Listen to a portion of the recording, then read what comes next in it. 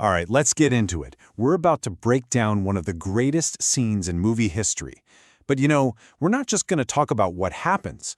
We're going to pull apart how a simple chat in a diner snowballs into this massive argument, and then how it turns into something completely different, a flat-out masterpiece of persuasion. So it all kicks off with maybe the most famous food order in film. But this line, it's not just there for a quick laugh. No way. This is the opening move in a chess game. It's Jake Blues planting a flag, and it tells you everything you need to know about him. It's over the top, it's weirdly specific, and it immediately sets the tone for what's really a super tense negotiation. And the contrast here is it's perfect. You've got Jake ordering this huge meal, and then Elwood, he just wants dry white toast. That's it.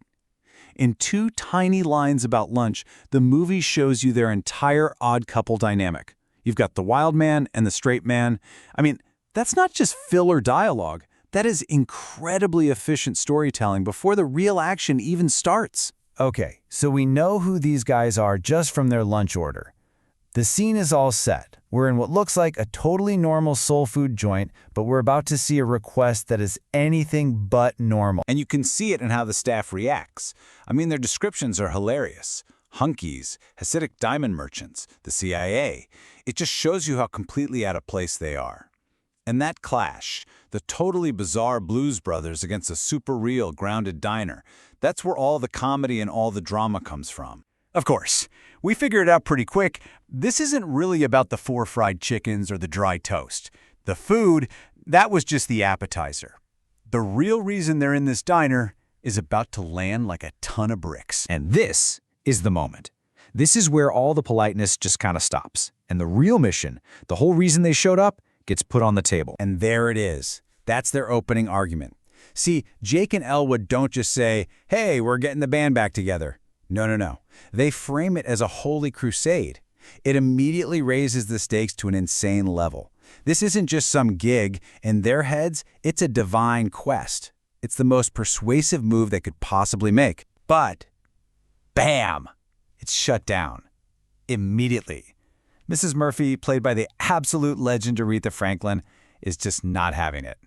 With that one single line, she makes it crystal clear who's in charge here. Their mission from God has zero power in this room. She's the obstacle, and boy, she is not impressed. And just like that, it's on. The debate begins. The battle lines are drawn. And what we get next is this fantastic back and forth, a real battle of wills between two totally opposite ways of seeing the world. I mean, this is the whole argument right here. On one side, you have the brothers.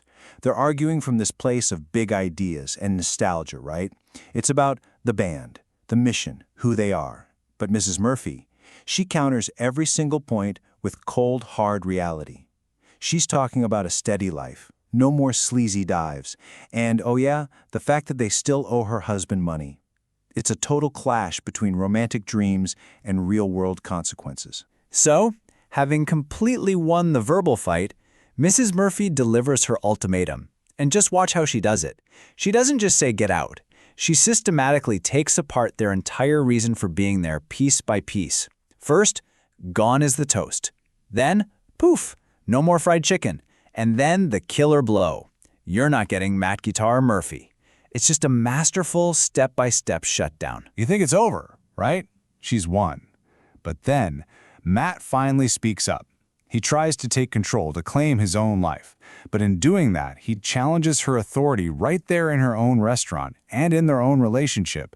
And that's the moment this argument gets deeply personal and boils over. Her response is just incredible. It's not a shout, it's a warning. And it's so much more powerful than a yell, isn't it? It's this final, chilling piece of advice before the whole argument changes shape. The key word is think. She's giving him one last chance. She's basically saying, okay, words are done now. Something else is coming. And this right here is where the scene goes from being a great scene to an absolute masterpiece. You see, the argument isn't over, it's just evolved. When your words aren't enough to win anymore, the fight has to find a brand new stage. This is the genius move the scene makes. The song, Think, isn't a musical break. It is the climax of the argument. It's the debate, continued with a far more powerful weapon.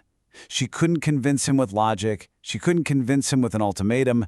So now she's going to try and convince him with soul. And if you really listen to what she's singing, these are her closing statements. She's not just putting on a show, she is arguing. She reframes the whole thing around her own feelings. What you're trying to do to me. She makes this powerful case for her own freedom, and she repeats that final warning about the consequences. It's direct, it's persuasive, and it's an emotionally overwhelming final blow.